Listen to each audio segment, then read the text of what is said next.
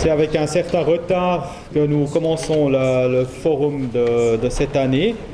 Je tiens à vous saluer tous ici, particulièrement Monsieur le Consul général de la Fédération de Russie, Madame la Vice-Consul de la Fédération de Russie, Mesdames et Messieurs les députés et les élus au niveau communal, et à vous tous qui avez trouvé le chemin malgré le temps maussade qu'il fait aujourd'hui juste chez nous. C'est pour moi un très grand plaisir d'ouvrir le forum de cette année qui est consacré à la neutralité suisse. Vous le savez, cette année, la Suisse elle célèbre plusieurs jubilés qui sont en liaison directe avec la neutralité, dont un qui a eu lieu hier exactement, les 200 ans de la signature du traité de Paris, qui a inscrit la neutralité suisse qui a reconnu la neutralité suisse au niveau international. La neutralité suisse en 1815 a été reconnue au niveau international et également son caractère perpétuel, son caractère armé. Ce qui veut dire que la Suisse n'est pas uniquement neutre en temps de paix, mais également hors période de conflit, la perpétualité justement. Cette reconnaissance de la neutralité par les principales puissances internationales représente une étape primordiale dans l'histoire suisse. Certes, avant en 1815, la neutralité helvétique représentait avant tout, mais pas uniquement, une dimension plutôt interne à la Suisse et beaucoup moins internationale. D'ailleurs, dans le contexte d'une confédération très hétéroclite qui n'avait pratiquement aucun pouvoir central.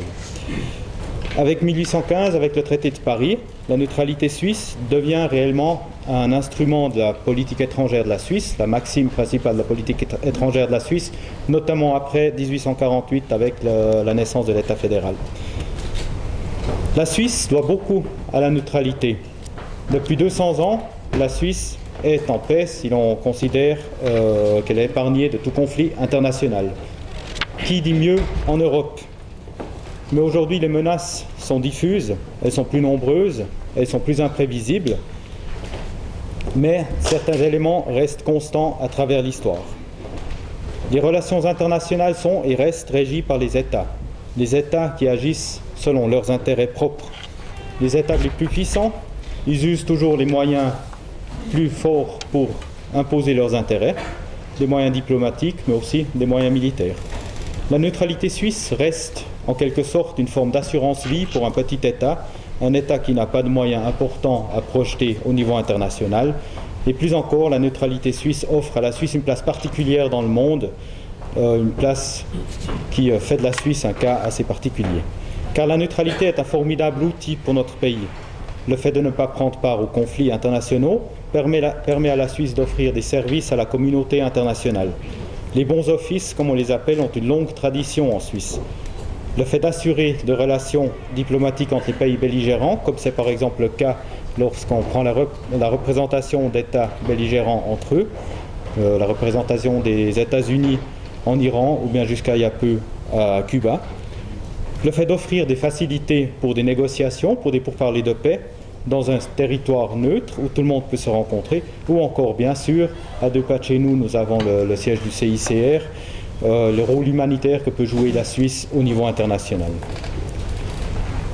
En quelque sorte, la neutralité, elle offre à la Suisse un outil pour que la Suisse puisse contribuer au niveau international à la paix et à la stabilité dans le monde.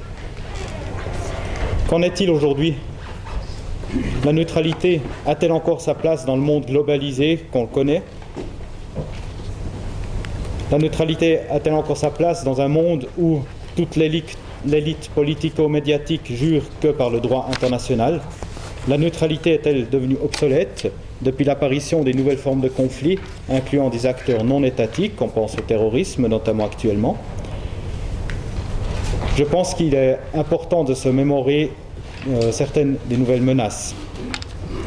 Le terrorisme transnational qui vient de frapper une fois de plus la semaine passée à Paris, les guerres asymétriques entre acteurs étatiques et acteurs non étatiques, les troubles internes mais internationaux qui secouent la société européenne que nous connaissons, qui sont toutes des nouvelles formes de conflits qui représentent un défi majeur pour un État comme la Suisse.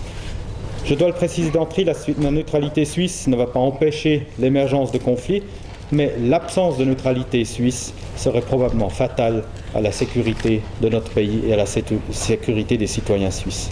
Car un danger guette. L'internationalisation de la politique de sécurité a une conséquence dramatique. C'est qu'on dilue les responsabilités comme on dilue un dé de sucre dans une tasse de thé. À partir du moment où on délègue la sécurité à une instance supranationale, on se retrouve dans une situation où plus personne n'est responsable. Tout le monde est responsable, mais plus personne n'est responsable. Les États délèguent leurs principales prérogatives à des instances que personne n'a élues, qui ne doivent des comptes à personne.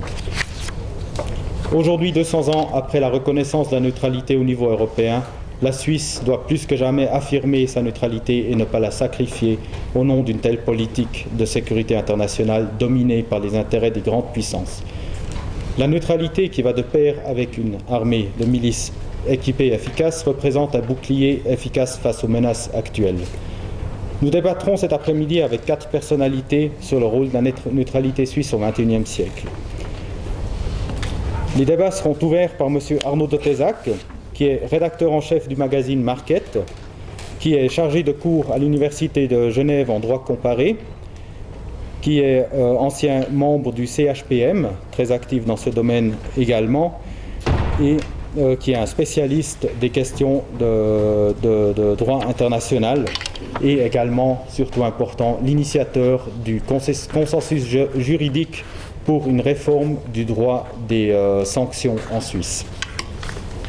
Ensuite, nous aurons le plaisir d'accueillir M. Guy Mettan, député au Grand Conseil de Genève, directeur du Club suisse de la presse, ancien rédacteur en chef de la Tribune de Genève et surtout auteur d'un livre qui s'intitule « Russie-Occident, 1000 ans de... »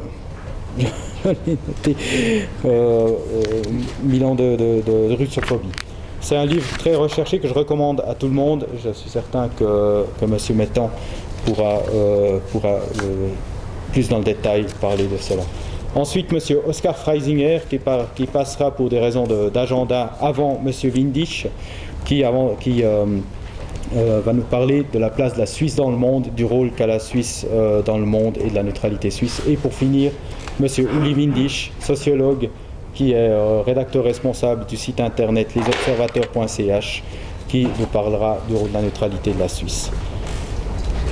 Enfin, le forum sera conclu par la présentation du consensus de Genève, qui est initié par M. de Tézac et où nous vous inviterons à signer ce consensus. Je vous souhaite d'ores et déjà un passionnant et enrichissant forum de l'ASIN 2015 et cède la parole directement à M. Arnaud de Tézac.